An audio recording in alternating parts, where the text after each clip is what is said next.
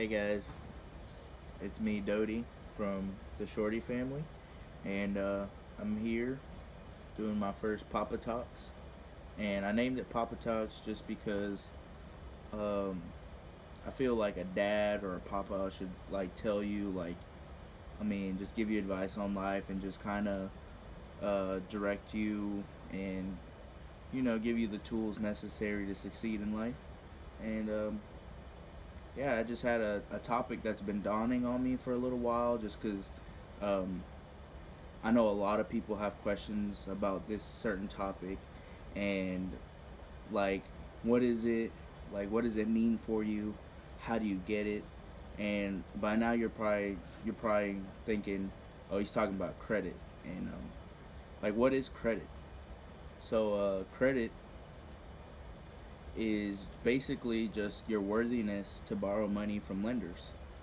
And basically, it's kind of the opposite of our justice system. You're kind of guilty until proven innocent versus innocent until proven guilty, because you're kind of started at a zero, and no one's going to give you credit if you don't have any, which is weird and messed up. But I'm gonna just talk to you about the ways to build credit and what affects credit. So I'm gonna just go ahead and get started here. I'm just gonna dive right into it. Basically, uh, there are a couple different things that affect credit. I really wish I had my phone right now, but I'm just gonna go off the top of my head. So basically, the different things that affect credit are gonna be how old your credit is. Basically, it takes an average of all your accounts and how long they've been open. So the older your credit is, the better. So you want to get started as soon as possible, which is when you turn 18. So that's one. The number of lines of credit you have. They recommend you have about 20 lines of credit, and that's like really good. That means like people really trust you to have credit. But the thing about having 20 lines of credit is it's really easy to use them. So what you want to do is the lines of credit you do have, you want to use responsibly.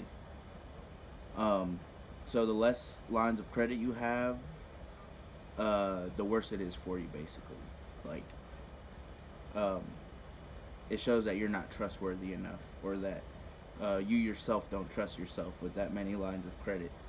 I myself have about 8 lines of credit, and that includes the house, the car, a couple credit cards, different things like that. Um, so I haven't quite hit the number that they're asking for, but I'm not at a low number of like 2 lines of credit. So I'm still working on my credit as well.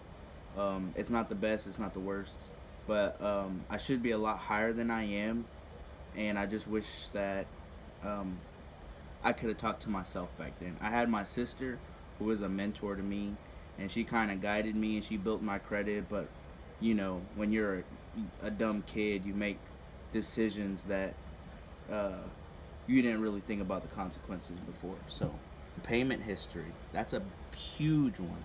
You never want to miss a payment, and that's what really screwed me up. Was I had a store credit card, and I didn't have the money for the payment. Well, I spent the money for my payment, but I knew I was getting a lump sum of money in the next month. So I was like, you know what? I'm just gonna wait off and pay it then. Huge mistake.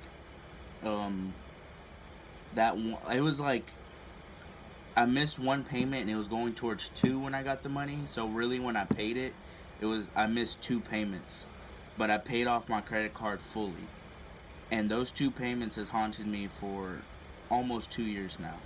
So never miss a payment. That is like, don't miss a payment.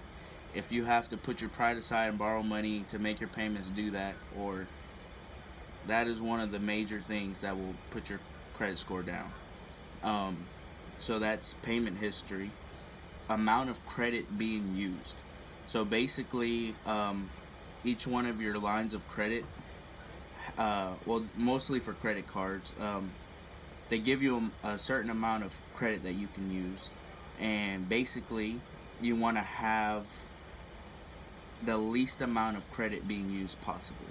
So, like if you apply for a credit card and they give you $500, um, your goal is to not use it, but you have to use it and pay it back in order to build credit. So what you want to do is like small purchases like gas or like when you're gonna grab some food, just use your card and pay it back at the end of the month. That way you don't get charged interest, but you're still using your card. And it doesn't matter how much you spend, you just need to spend more than nothing. And a good rule of thumb that you want to have is 10%. You don't want to use more than 10% of your card. Because once you do that, then you're going into some dangerous territory. And once you get your card up to like 80% or maxed out, it's a really vicious cycle of paying it off and then using it again. Paying it off and using it again. You don't want to get stuck in that cycle. And that affects your credit as well. Having your cards maxed out or close to being maxed out shows that you can't afford your lifestyle or things like that, you know. So that's 4 already. Inquiries. Every time that you apply for a credit card or a line of credit, they're running your credit score, which is an inquiry. And basically, you don't want to have more than, I believe, 7. You want to keep it below that number. And so, of course, me going out and trying to get all these cards affected my already non-existent credit in a poor way. And I'll give you a couple different things you can do to avoid that. So, inquiries, keep them below 7. 3 things that I'm going to recommend to you that you'll do for credit. 1, to avoid going out and getting inquiries, when you turn 18, go to the bank and get yourself a secured credit card. Now, these things are kind of dumb. Like, the logic behind it is really dumb, but it's one of the safest ways to just actually get approved for a card and to start building your credit. And basically what happens is you'll go to the bank and they'll ask you, do you want a $200, $300, $400, $500 secured credit card?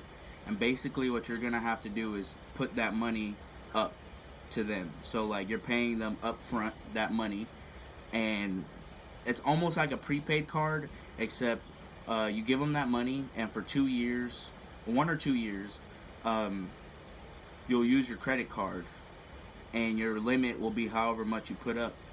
But here's the catch: it is just like a credit card, except after that year or 2, whatever you haven't paid back, the money you put up will pay it off. So it's just a precautionary measure so that the banks don't lose out on their money. Like I said, credit is just about trust. How much can they trust you with their money?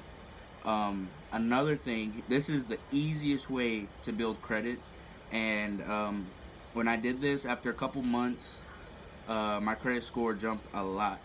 But as I've told you before, all those different things affecting your credit, creditors take an account for that. So this will boost your credit up, but it won't necessarily mean that you'll be approved for a lot of better or smaller APR loans, etc., etc. But what you're gonna want to do is find somebody in your family, your immediate family, that has good credit and has a line of credit that has a low percentage being used and that they pay on monthly.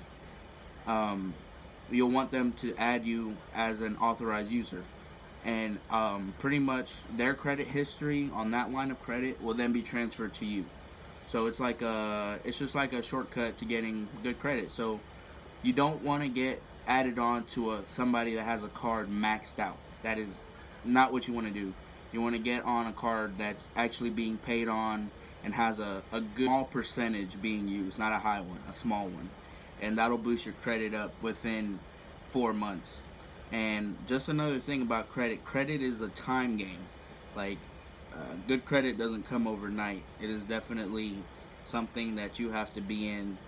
Like, it's with you for the rest of your life. And then the third thing is not necessarily to actually help you build credit, but it'll help you monitor your credit. It'll give you great tips on how to build your credit and how to keep it from going under and how to keep it going up, and that's Credit Karma. Credit Karma has taught me so much about credit. It keeps me informed about my balances, what I need to pay, what I should do to get my credit to go up, and it gives you it gives you recommendations on credit cards and things that you will get approved for. And that's kind of how they make their money, but it's really to help you so that you don't go out and apply for cards that you won't get accepted for. They're going to show you the cards you can get accepted for, or most likely get accepted for, and that'll really help you guys. So go out, download Credit Karma. Still helping Bailey, my future wife, build her credit. And when we first started, for some reason, I guess because she had no credit, it wouldn't make a profile for her. But y'all let me know down in the comments if Credit Karma pulls out a profile for you. I never had that problem, but y'all let me know. And then yeah, so those are the 3 things that I recommend to you. And then I guess this is already getting too long, so I'll make another do's and don'ts with credit, because there's a lot of stuff that you can do that'll ruin your credit. So we'll just end it on that note. And thank you guys for listening. If y'all have any other stuff that y'all want to talk about, think car segments as well. I'll have a buddy of mine join me in some of these videos. He's like a brother to me. So just look out for all that stuff. Like and subscribe as always. Yeah, y'all have a good night, and I hope this video was a little bit more helpful of you getting to kind of understand what credit is. So that's all I got for you guys tonight, and y'all have a great night.